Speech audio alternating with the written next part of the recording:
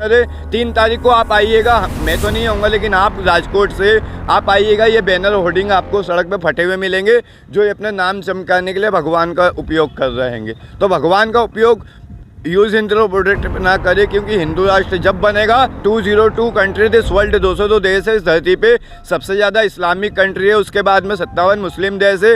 भारत में क्या हमारे भारत के 9 राज्य हिंदू विहीन इसीलिए हो गए कि हिंदू अपने धर्म की इज्जत नहीं करते। वक्फ बोर्ड है, किसी भी मुस्लिम की सुनवाई के लिए वक्फ बोर्ड में वो चले जाएगा तो उसके दुख दर्द की वहाँ बात सुनी जाएगी। आज हिंदू के लिए कोई ऐसी संगठन संस्था नहीं है जो हिंदू जहाँ ना हिंदू राष्ट्र है ना हिंदू के लिए कोई संगठन संस्था है कि जहाँ हिंदू अपने दुख दर्द या अपने धर्म की बात को रख सके। कोई धर्म, सनातन धर्म में कोई एकता नहीं है। इस्लाम की इज्जत के लिए चलते तो 1 घंटे में बंद हो जाता। भारत में ये हिंदू राष्ट्र की बात करते हैं, हिंदू राष्ट्र कैसे बनेगा? हिंदू खुद हिंदू धर्म का मजाक बनाता है। 90% तो पश्चिम संस्कृति से हिंदू जीता है, क्योंकि अगर मैं इस्लाम या कुरान की इज्जत के लिए चलता तो 1 दिन में बंद हो जाता। आज मैं सनातन धर्म की इज्जत के लिए भारत में यात्रा कर रहा हूँ। 27 महीने 10 दिन 80,350 किलोमीटर, करोड़ों लोगों को बात बताने के बाद ये बंद नहीं हुआ है। महाराज जी का कथा है, इसी कॉलोनी में 100 हिंदुओं में से 97 हिंदू गणेश जी की आरती नहीं जानते।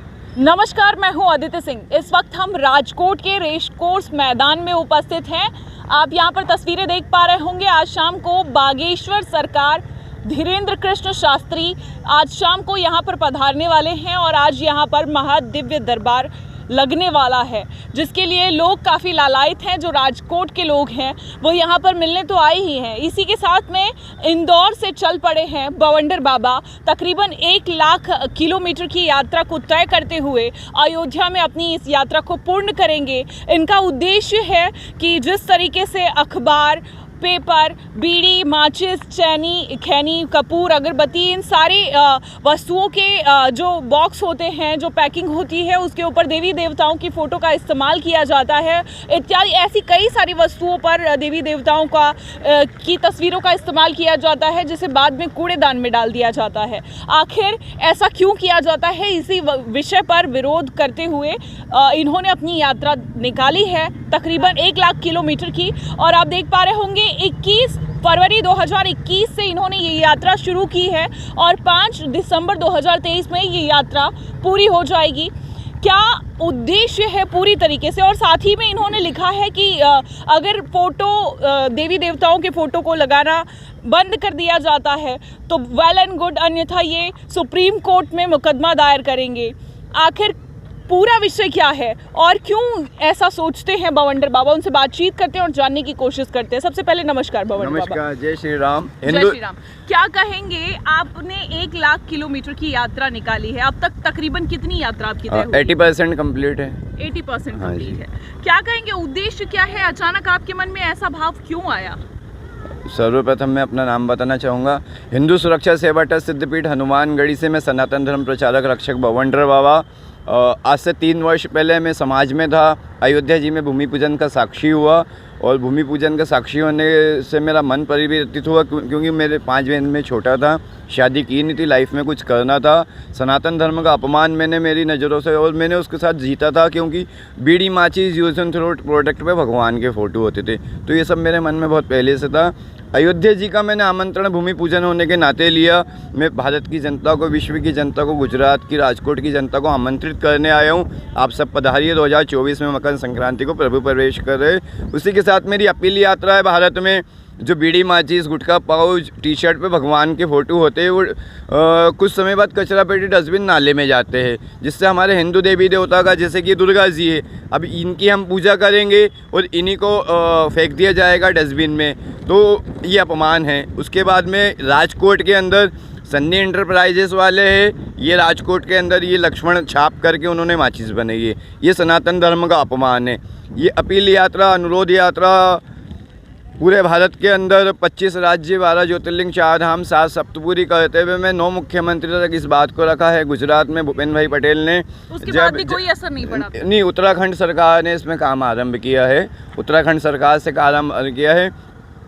12/12/2022 को भूपेंद्र भाई पटेल ने शपथ ली थी। 13/12/22 को मैंने पत्र दिया था। 5 माह हो गया, गुजरात सरकार द्वारा कोई कार्रवाई नहीं हुई है। व्यापार प्रमाण पत्र व्यापारी को दिया जाता है, हिंदू देवी देवताओं के चित्र जो छापे जाते हैं कचरा पेटी में जाते हैं। इसका जिम्मेदार फर्स्ट है राज्य सरकार, राज्य सरकार के बाद केंद्र सरकार। तो ये अभी बंद नहीं हुआ। इस वजह से मैं पंडित धीरेन्द्र शास्त्री जी के बाद पिछले 1.5 महीने से इस बात को रखने के लिए सागर गया, सागर से पटना गया, पटना से मैं यहाँ आया हूँ राजकोट। और यही बात इनके माध्यम से रखना चाहता हूँ, क्योंकि भारत में ये हिंदू राष्ट्र की बात करते हैं। हिंदू राष्ट्र कैसे बनेगा? हिंदू खुद हिंदू धर्म का मजाक बनाता है। 90% तो पश्चिम संस्कृति से हिंदू जीता है। अभी मैं राजकोट में हूँ, यहाँ पे नया व्यक्ति हूँ। मैं आपको गारंटी से कह सकता हूँ कि इसी एरिया में लेकिन विज्ञान और अनुसंधान के ज़माने में लोग अपडेट हों, ये भी तो ज़रूरी हो जाता है। भारत को सोने की चिड़िया जब कहा जाता था कि भारत के जो 97% लोग शिक्षित थे, साम दाम दंड भेद और पूरे जो आपका ये कंप्यूटर भी नहीं आया था, उसके पहले भारत के लोगों ने संस्कृत के माध्यम से वेद पुराण ने पूरे वर्ल्ड, पूरे विश्व की, पूरे धरती के अंदर जितने 5 तत्व है हमारे, वायु, अग्नि, धरती, आकाश, धरती से आकाश की दूरी, हमारे कितने ग्रह है, ये सारी चीज़ें तो वेदों के माध्यम से पहले ही बता। आप आधुनिकीकरण पश्चिम संस्कृति को इंग्लिश पढ़ लेने से आप विकसित समझते हैं क्या? नहीं। कुल मिलाकर आप ये कहना चाहते हैं कि आधुनिकीकरण के चक्कर में भारत अपनी पहचान खो रहा है, क्योंकि सोने की चिड़िया कहा बिल्कुल खो चुका है। 100 में से 97 लोग पहले शिक्षित थे, आज से 200 साल पहले, क्योंकि हमें पूरी जानकारी होती थी, टोटल जानकारी। क्योंकि विदेश जब हमारे कने सबूत हैंगे, जब अंग्रेज आए 200 साल पहले, उन्होंने ग्राउंड रिपोर्टिंग की भारत में। तो जब इंग्लैंड में एक गुरुकुल खोला गया था भारत के बाद में, और उन्होंने खुद ने कहा था कि भारत का जो शिक्षा का पद्धति है ये तो हमसे बहुत आगे है। इंग्लैंड ने, ब्रिटिश ने खुद कहा था कि ये लोग तो हमसे बड़े एजुकेटेड लोग हैं, क्योंकि शिक्षित लोग हैं, इनको सब प्रकार की जानकारी, हमारे वेद पुराण में पूरी जानकारी थी। अभी राजकोट की मेरी बात मैं पुनः दोहराता हूँ, राजकोट में जिस एरिया में हम खड़े हुए, जहाँ पे महाराज जी का कथा है, इसी कॉलोनी में 100 हिंदू में से 97 हिंदू गणेश जी की आरती नहीं जानते। मैं गारंटी से कह सकता हूँ। कैसे बाबा ने पहल तो की है, क्या लगता है बवंडर बाबा का ये पहल कितना बवाल मचाएगी? हम तो आहुति बने सनातन धर्म की, दूसरे का तो नहीं कहे, लेकिन किंतु हम इसको जिम्मेदार लोगों के माध्यम से इसको बंद कराने का पूर्ण प्रयत्न करेंगे। क्योंकि अगर मैं इस्लाम या कुरान की इज्जत के लिए चलता तो एक दिन में बंद हो जाता। आज मैं सनातन धर्म की इज्जत के लिए भारत में यात्रा कर रहा हूँ। 27 महीने 10 दिन 80,350 किलोमीटर, करोड़ों लोगों को बात बताने के बाद ये बंद नहीं हुआ है कि हमारी एकता नहीं है। ये सबूत है, ये प्रैक्टिकल है। अगर मैं इस्लाम की इज्जत के लिए चलता तो 1 घंटे में बंद हो जाता। तो हमारी जब यूनिटी नहीं है, एकता नहीं है, तो हिंदू राष्ट्र कैसे बनेगा? कुल मिलाकर अब तक आपने ये अनुभव लिया है कि एकता नहीं है? बिल्कुल बिल्कुल, हिंदू में कोई धर्म, सनातन धर्म में कोई एकता नहीं है। मैं ग्राउंड रिपोर्टिंग की है मैंने भारत के अंदर 25 राज्य में। जैसे मैं गुजरात आया हूँ तो गुजरात में गुजराती संस्कृति के हिसाब से, गुजराती भाषा से अपने जीवन शैली को जीते। महाराष्ट्र गया तो महाराष्ट्र में मराठी के संस्कृति से लोग जीते। भाषा संस्कृति अलग अलग है, और वो उसी बस वो उतने कोई पूरा देश समझते हैं। क्या लगता है किस तरीके से हिंदू राष्ट्र बन पाएगा? पंडित धीरेन्द्र कृष्ण शास्त्री लगातार पहल किए जा रहे हैं, लोगों को जोड़ने का काम कर रहे हैं, राज्य घूम रहे हैं। गुजरात में बैक टू बैक 10 दिन उनकी सभाएं हैं। तो क्या कहेंगे, ये सब कुछ कितना सार्थक होगा हिंदू राष्ट्र के प्रति? ये जो ये कर रहे हैं, ये एक इनकी तरफ से जोड़ने का प्रयत्न कर रहे हैं, लेकिन लोग जो है बिल्कुल मानने को एग्री नहीं हो रहे हैं। अभी एग्जाम्पल मैं देता हूँ बंगाल का।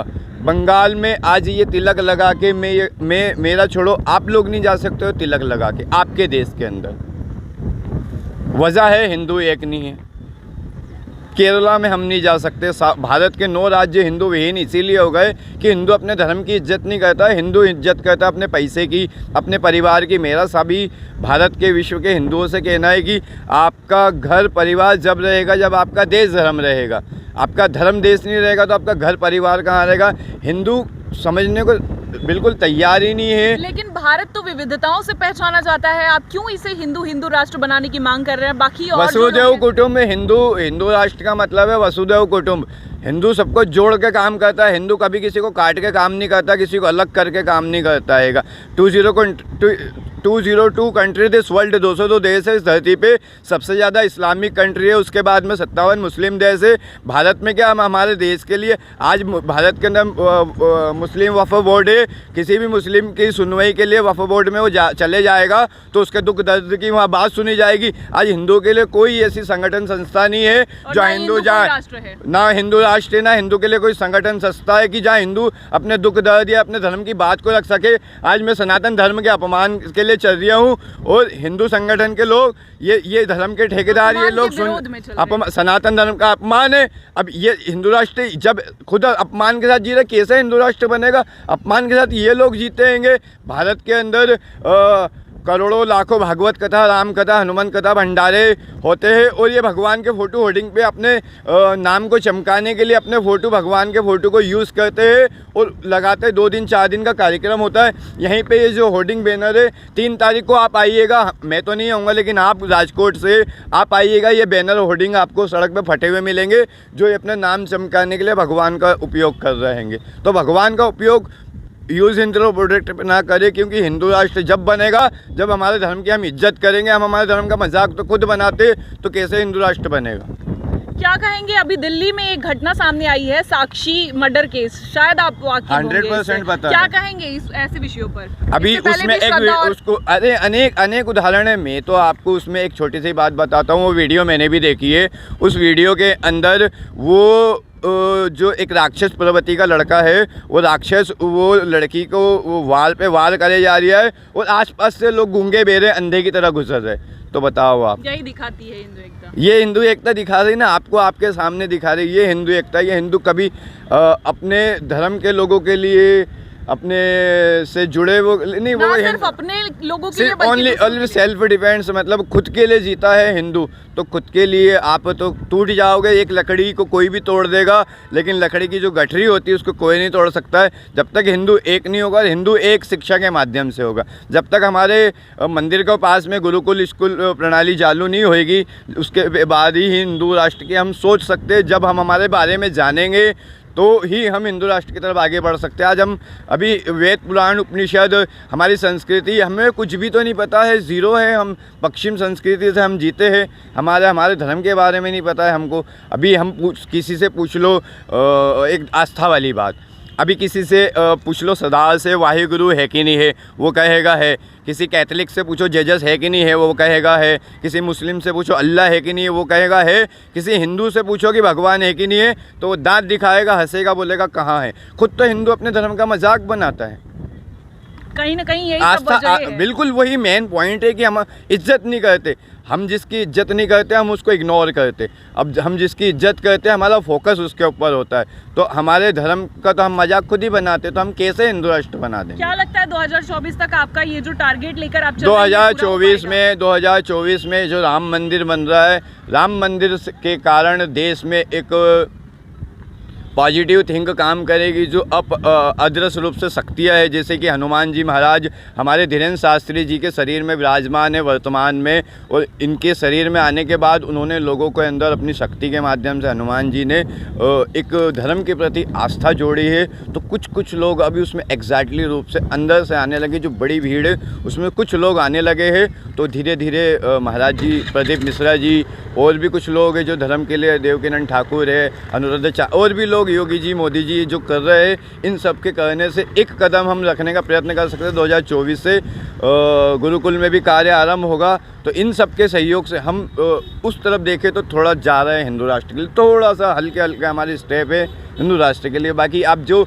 ये भीड़ देखते हो, ये सब कुछ देखते हो, ये सिर्फ कुछ एक दिन का होता है, ये हिंदू राष्ट्र की तरफ कदम नहीं है। चलिए नमस्कार। तो ये थे बवंडर बाबा, जिनका साफ तौर पर कहना है कि अगर हिंदू राष्ट्र की ओर अग्रसर होना है तो निश्चित तौर पर एक होना पड़ेगा। जो पाश्चात्य सभ्यता है उसे पूरी तरीके से नकारना होगा और गुरुकुल पद्धति है उसे अपनाना होगा। हिंदुओं को एक होना होगा, तब जाकर हिंदू राष्ट्र बनने की कहीं उम्मीद जगती हुई दिखाई देगी। इसी के साथ लोगों को गुरुकुल माध्यम से अपने उपनिषद और तमाम ग्रंथों को जानना होगा, तब जाकर कहीं पर एकता दिख पाएगी। अब देखना ऐसे में ये होगा कि बवंडर बाबा आगे कितना बवाल और भूचाल लाते हैं। और आज शाम को इस रेस कोर्स मैदान में बागेश्वर बाबा जो है वो कितनी हुंकार बढ़ते हैं हिंदुत्व को लेकर। आज के लिए इतना ही, फिर होगी मुलाकात, तब तक के लिए नमस्कार।